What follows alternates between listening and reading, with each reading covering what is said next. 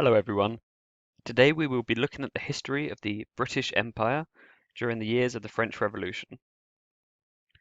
Britain proved to be revolutionary France's fiercest opponent during these years and eventually triumphed over Napoleon at the Battle of Waterloo. The country was only able to offer such fierce resistance thanks to British colony conquests overseas, which brought the country immeasurable wealth.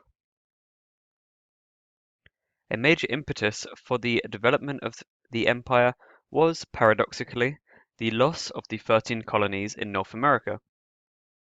In many ways, the American Revolution had been a civil war, with colonists being divided between their loyalties to the Revolution or to the motherland, Great Britain. The Loyalists faced widespread discrimination following the Revolution, and it was made clear that they were no longer welcome in the new country of the United States.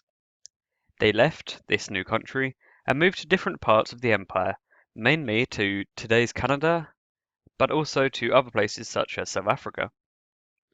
Everywhere they went, the loyalists injected dynamism and energy, whilst at the same time perpetuating the rampant racial and class discrimination that defined the existence of many British colonies. Although the 13 colonies had been lost, Britain maintained control of what is today known as Canada, having fended off a US invasion in 1775. To earn the loyalty of the French in Quebec, the British gave many privileges to the French landlords and to the Catholic Church. This tactic earned London the loyalty of the richer Frenchmen, whilst diminishing the loyalty and conditions of the poorer French settlers. The fur trade, centered in Montreal, was greatly expanded, with wealthy Britons providing investment and working with French-speaking locals who at this point had gained a level of mastery over the land. Meanwhile, Loyalists resettled from New York founded the province of New Brunswick, as well as heavily settling Prince Edward Island. Other Loyalists settled in what is now Ontario and insisted on representation in a colonial assembly, granted in 1791. Although this debate in Parliament was rather fierce, memories of the mistakes made before the American Revolution were very fresh, so the idea was to give as much power to the colonies as possible. Immigration levels to Canada remained low, but an increasing number of Irishmen and Scots were joining English people in settling the country. The War of 1812 was largely caused by clashes between US settlers pushing west for new lands and the Canadians and native peoples in the area who wished to preserve as much of North America as possible in its natural state. The Canadians sought to preserve these lands for commerce, aka the fur trade, and the natives sought to preserve it because of their way of life, which depended on North America being very much as it was, without annoying settlers moving into the neighborhood. The US government resented British aid given to the native peoples and sought to annex Canada into their own country, hoping that the British would be too distracted by their war with France to offer much in the way of resistance. In the end, the war was a draw. The US forces were unable to take Canada, and the border between the two countries was negotiated and fixed. British and French Canadians even fought side by side to protect their land, thus forming an early part of developing Canadian identity. However, on the other hand, the British invasion of the United States was fended off and proved to be a massive boost to US pride and nationalism. Moreover, it became clear that nothing could stop the expansion of the US westwards, and the Canadian fur trade was soon bankrupt, to say nothing of the livelihood of the native people. Another group to leave the United States following its independence was freed slaves. The British had promised that any slave who fought with them would win their independence. Following their defeat, there was now the question of what to do with these men and women who had won their freedom. In 1787, the so-called Province of Freedom was formed in today's Sierra Leone, with many of its residents being former slaves from the 13 colonies. Black settlers founded the city of Freetown, which remains the capital of Sierra Leone today. Opponents of slavery in England poured money into the new colony, with the result being that levels of literacy and affluence amongst the settlers, known as Creoles or Creos, was relatively high. When the British government outlawed the slave trade in 1807, slave vessels captured by the British were brought to Sierra Leone and their inhabitants freed, joining the ranks of the Creos. British actions in Sierra Leone should not distract us from a discussion of the Caribbean colonies, in which slavery and the plantation system were creating vast amounts of wealth. Indeed, during the years of the French Revolution, British power in the Caribbean increased with the acquisition of Trinidad, Tobago, and St. Lucia. We will discuss slavery in the Caribbean in more detail in the next lecture, but let us note for now that the conditions in the plantations of the Caribbean were even tougher than the conditions in the American South. In fact, life for slaves in the British colonies, which were ravaged by tropical diseases and malnutrition, was so unbearable that in the 1790s the slave population was actually unsustainable, relying on a continuation of the slave trade to keep it going. Meanwhile, consumer demand for goods such as sugar grew ever higher, as the wealth from this plantation system was transferred to Western Europe in a grotesque cycle. A growing middle-class outrage over slavery did lead to Parliament outlawing the slave trade in 1807, but it is important to note that slavery continued to exist on the Caribbean islands themselves for another 30 years. Slaves did escape, especially in Jamaica, where they fled to the mountains in the center of the island and successfully warded off numerous British attacks. The French invasion of the Netherlands in 1794 and the establishment of a republic to replace the archaic government of the United Provinces had ramifications thousands of miles away in South Africa. Here, the Dutch had long ruled over a colony founded at the very southern tip of the continent, the so-called Cape of Good Hope. The Cape Colony was not valuable economically, but it was a vital stop for trade ships rounding Africa on their way to go to India.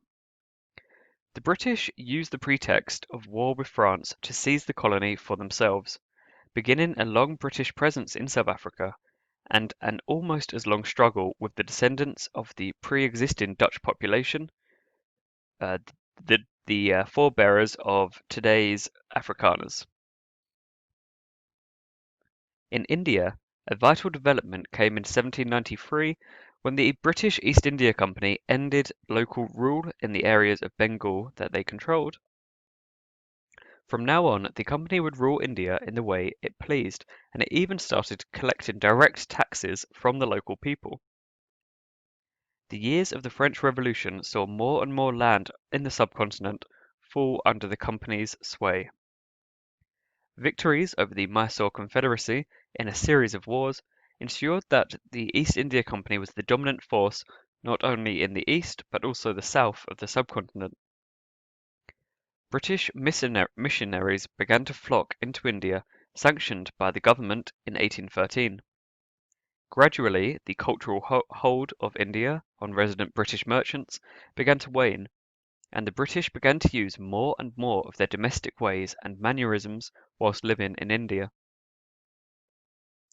Under the rule of Governor-General Cornwallis, who had previously lost to the American revolutionaries at the Battle of Yorktown, Indian workers who had been employed by the East India Company in great numbers were replaced by workers coming directly from Great Britain. The exploitative practices of the East India Company also led to famine breaking out in Bengal.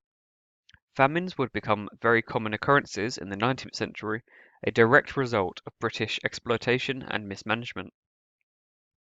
The wealth taken from the Indians fed company profits.